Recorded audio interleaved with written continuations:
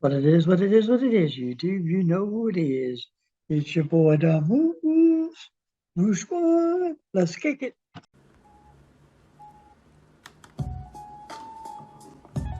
Yeah, hey.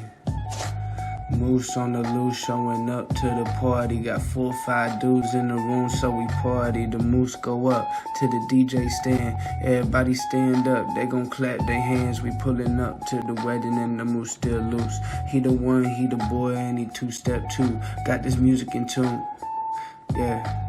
Running DJ, keep the party cool. Ain't nobody going home, they been jumping on their feet. Party to the beat, we gon' party every week. And this moose still on, we gon' party every week. Yeah, long as he gon' be the DJ. Welcome to the merry, merry month of December. I have my deer crown because I can't find a moose one. I will find a moose one. And when I do, y'all in trouble. Okay, I'll take that off. Anyways, so let's get into this. Wired versus wireless. And why both of them could be used. Now, I really, once I found, I'm be honest with you. Once I found, let me get rid of this thing. It's distracting me. But once I found wireless, I won't go back. And I'm going to explain this to you. Okay. So first of all, let's get into the wired DMX. Wired DMX is used in theater companies. Now, in a wider scale, when I was in high school, this box isn't the size. It's actually bigger. They make them bigger. But this is basically the travel size. Not really travel size, is it? It's 19. It's actually can fit into a rack. As you can see, this is the rack one. I bought this one so you can put it into a rack. So if I had a rack, which I used to have, which this is where I used to ride, it was easy to use because then it was in the rack and I really had to worry about it. Now, this is how you control your lights. This is what they call DMX 512. Okay. Now, the term 512 means there's 512 different channels that you could use in DMX. This board actually covers every single channel. This is what they call a 192. Okay. 192. Basically, this is the Rockville. This is it's got the scenes, and as you can see right here, it's got the scanners right here. These are the scanners. This is the scenes that you can put in, and these are your actually ways to control your scenes. So if your scenes are all the way down like this, that means the scenes are off.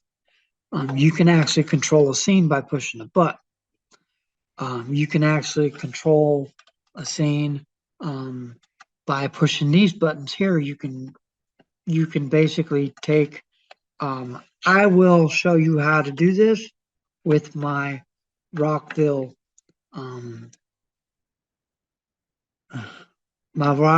Sorry. I will show you how to use this with my moving heads.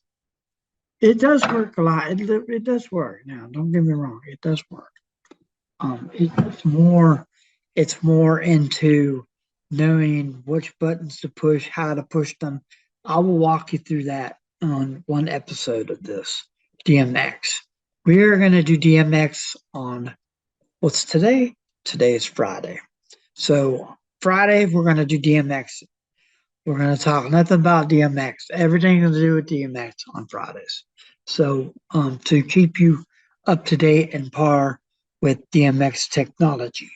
DMX technology, speaking of technology, um, there was a time when a computer couldn't fit into a room. It was the room. Now you can pick it up, put it in your backpack, and take it into where you're going. Nanotechnology started back in 1959, if I'm not certain, correct? And it took this long for nanotechnology to catch up. And the term nanotechnology means taking something big and making it small. That's what nanotechnology did. Basically, we went from megabytes to gigabytes to terabytes. So if we can get up to a terabyte, what else can we get up to? Terabytes is actually very small compared to the megabytes that we used to use. We used to use 100, one disk. I wish I would have floppy disk. One floppy disk right here. One of those floppy disks held 132, up to 132 megabytes of information. In order for me, when I first got Windows 95, and there was no CDs, no DVDs were created for the computer just yet. Everything was done in floppy. CDs came later. I think CDs came later in Windows 98 is when I think caught up to it. They started using CD technology, but the floppy disk held 100 and something. It took me nine of those floppy disks, and each one of them had the number 1, 2, 3, 4, 5, 6, 7, 8, 9. It took an hour and a half to load my first program onto my computer. It took an hour and a half, believe it or not. Now it's just the technology is so great that it's zippity doo dah. Okay, so let's get back into what I'm talking about. Okay, I had to explain that because it's true. It's very true. So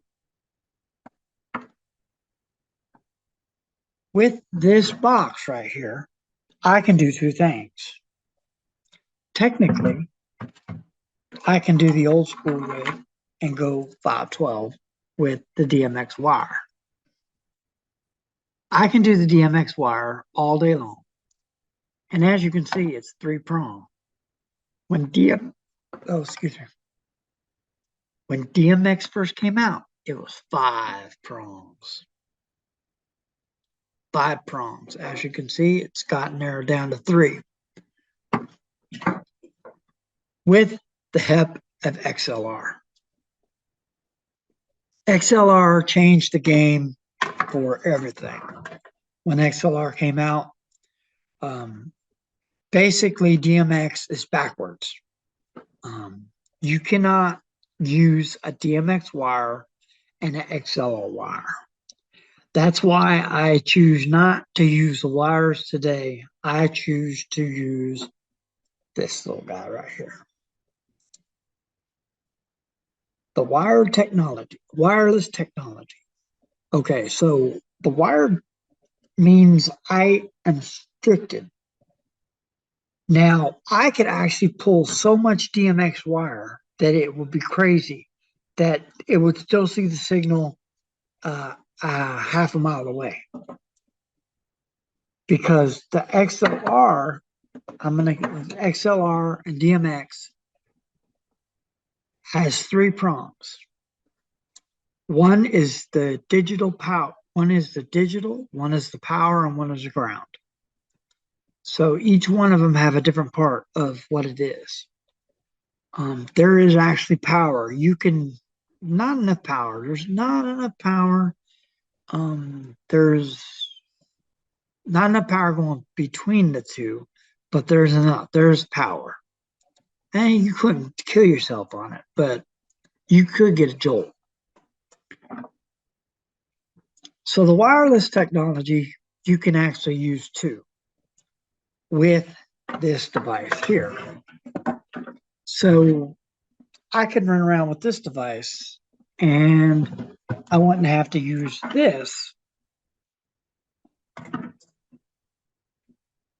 but I could use this and this device here. This is a Donner. This is a Donner 512, and this is the transmitter 512. This is the Donner receiver 512, and this is the transmitter 512. Okay, so using this box here, I can actually take this and plug it straight into the box, and it will correct the signal. No problems. No problem whatsoever. Okay, so that's that. Now, still, you have to program the lights into that box. And programming those lights in that box can be a headache because you have to program each light separately or you individually, or you can like take, I forgot how many you can put into one signal, but you can basically put a bunch of them into one signal. It's highly recommended that you do each individual light if you want to make a chase. So to get that to work, I would have to have 4 of these to get that to work right. Each one would be separate. Now, wired, I could do the same thing. I can plug all the wires in. I can have them all wired in together, and I can make a chase with it too. I'm going to share this with you. You can take one of these donors, and you can actually put it in one light and sequence 4 lights together with wires. As long as you have this in there and you program each light would have to have one address. If you dog tie them together, you can actually change the addresses of each light. One light could be between 1 and 19, and then I'll show you that in a minute. We're going to get into that in a minute. We're going to get into that in episode 2. This is episode 1. This is all about that. We'll get into the addresses in a minute. Next thing we have is this little device. This little device came to me when I purchased it from IDJ Now. You can get this device now. Again, it's back on the market. During the pandemic, you couldn't find nothing. You couldn't find anything. Everybody was going and buying stuff like crazy. This is SoundSwitch.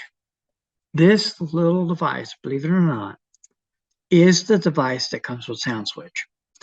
When you get this device for the first time, you get 3 months of SoundSwitch for free. Just so SoundSwitch. I'm trying to see if it says. Okay, there you go. It says SoundSwitch. So you get that device, and you're good to go. Now you cannot take this device, as you can see. You cannot take this device and put it on the Rockfield 512, a 192. There's no way that you can put it on there. As you can see, it comes out DMX. It goes in USB into DMX. Now, you cannot take, like I said, still, you cannot take and put an XLR cable onto DMX. It will not work, no matter how much you try. When I purchased this device,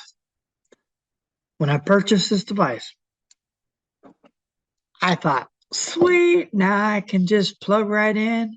So what I do, the first thing that I would do is I took this Wow.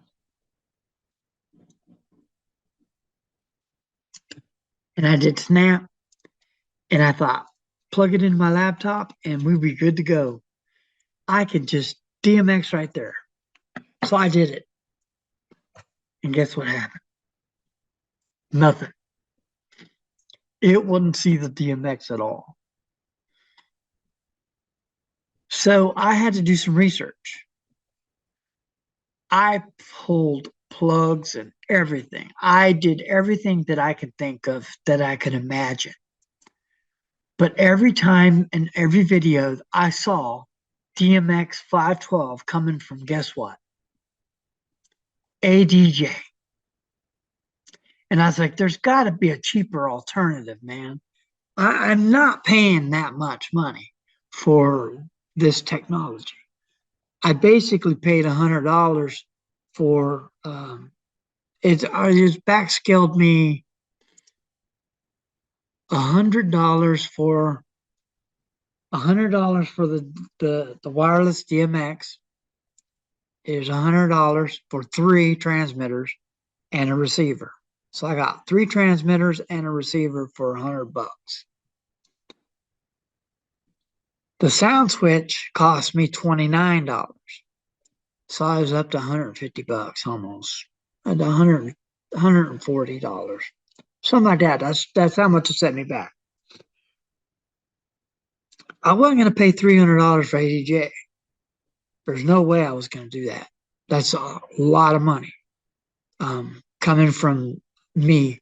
Now, I'm going to get into that in a minute. So then I came up with this. I Googled it, and this is what came up. This guy came up. This guy, when I Googled it, I believe it or not, I put in wireless DMX 512, and this little device popped up on the screen. This little device right here set me back $39. Now, I was skeptical when I got this. I didn't think it was going to work. As you can see, this little device here actually comes with a receiver for itself. As you can see right here, it comes with this receiver, and it came with an antenna. Okay, it came with an antenna, and that's it, and a power supply. So now I plugged it in.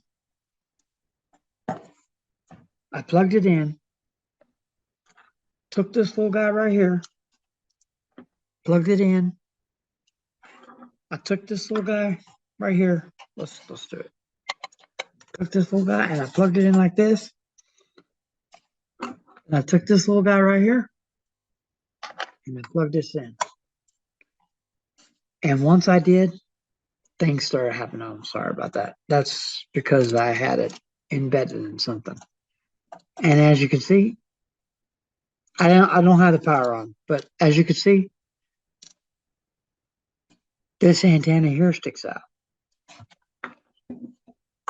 What I found, I could actually use this receiver. Now, I could use this receiver just like this.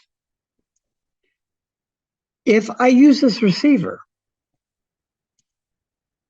I would have to actually buy another one to transmit. And this could be a receiver and a transmitter. It goes both ways. There's a way that you could switch it over by pushing the buttons and doing all that stuff. But I chose to basically go from just doing that way. So after I did that, it worked. And we'll get into sound switch in video number 2. So be on the lookout for video 1, and I'm going to shoot video number 2 today. Just a minute. Be on the lookout for that video, and go ahead and subscribe to my channel. Go ahead and ring that bell for more notifications for videos like this and countless others. Go ahead and smash that like button.